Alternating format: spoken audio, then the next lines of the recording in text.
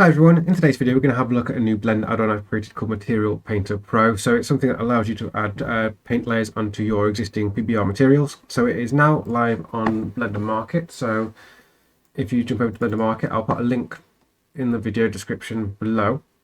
So it is one-time purchase, and then all future updates will be included in that purchase as well. But I'm going to give you a little rundown of everything it can do.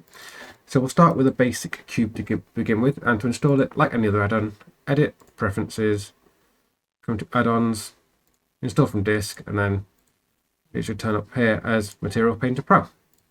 So it lives on the N, so you press N and you get your toolbar here. You do need a material to work with to begin with, so to find that I'm going to use Blender Kit and just type in something like wood, and I'm going to grab something like this. So it does only work with PBR material. So I come to the shader editor. By that, what I mean is it needs to be set up like this and not any procedural material. Otherwise, it's not going to work. Okay. So what you can do, if I hit N, get Material Painter Pro open. So you can click to apply triplanar mapping. Now this first bit here is not necessary. If you've already unwrapped everything and you're quite happy with it, you don't need to do these bits. You can just start adding paint layers. But if you've not and you're not that happy with doing things like unwrapping, you can do it this way as well. So this will allow you to apply triplanar mapping. You can adjust the scale of the material as you want. You can change the rotation of it as well. So you can play around with it however you want. So if we were to do something like that, so you can play around with whatever direction you want the materials to go in. Like that.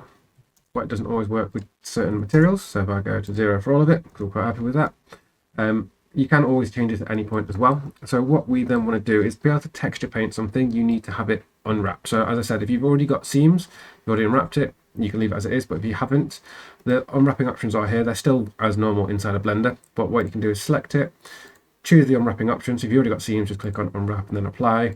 I'm going to do smart projection, and I'll click on apply UVs. Okay, so the other thing to make sure you've got, so if I come to UV editor, is make sure that your UVs are not overlapped. Okay, so if your UVs are overlapped, your paint layers are going to start overlapping on each other as well, which is what we don't want. Okay, so I'm going to change that back to the shader editor, come back over. So we want to start adding some paint layers. So what I'm going to do, select what I want to paint on it. Now I've already got paint layers for something I'm going to show you in a minute. I'm going to click on add paint layer. So that has now added our paint layer to it. You can come down here and click on texture paint, and then if you click on this tool option here, you get all the paint tools inside of Blender naturally anyway. So it does work with things like a custom brush. So if you come down to texture mask, click on here, and then you can get on, if I go on new desktop, and then I'm going to go to my brushes that I've got. So I will release all these as well. So I'm going to take, for now, just a regular brush like that. And then I'm going to select. So what we can then do is we can start painting. So what you want to do is make sure you've got this selected, select the mask that you want to select, jump to texture paint, and you can start painting over your layer like that. Now a few options that you've got, you can change the color at any point, so it will update dynamically live. And you can also, with this adjuster here, adjust the opacity of that paint layer as well, so you can have like overlaps. Now you can then come to object mode and then stack paint layers on top of each other. Just make sure you select that mask again, jump back to texture paint, select it and paint over the top of it, because then if we change the color here and you play with the opacity slider, you can see they start to interact and overlay on top of each other like that. A couple of things to make sure you're aware of. You do need to tab in and out of texture paint mode to select the new mask. So I can go back and select this mask again. So at the minute, if I select this mask and try and paint, I'm still going to get the red one. So if you select it, hit tab to come out back paint mode, select it and come back in again, I can now paint again like that. So just be aware of that.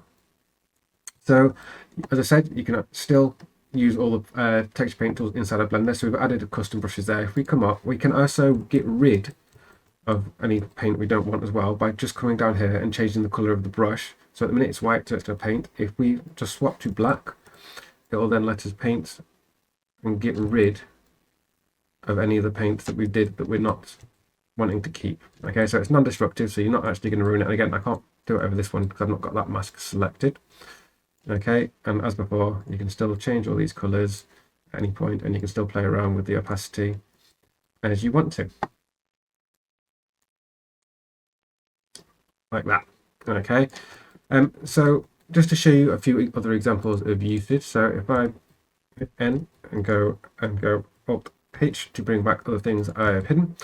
So same exact way I've done it before. So if I click on here, you can see that all these paint layers apply to the mask and then my battle droid that I've got here. The same exact thing. I've stacked materials on top of each other. I can still select the mask and then come to texture paint mode and change the color, and it will still let me update no matter how long ago I painted it.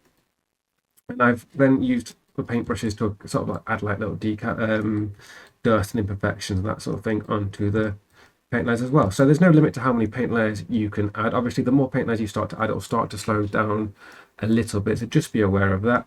And then I'll show you again another more detailed model of my battle droid. So added material, then I started adding like imperfections, things around the edges with different styles of brushes. So that is a basic rundown of how to use Material Painter Pro. As I said, it is now available on Blender Market. We are looking at loads of updates, so if you have any questions in terms of how to use it, please leave a comment down below, and if you've got any feature requests for any future releases, let me know and we'll see if we can implement them as well. At the minute it works on version 4.2 down to 3.6.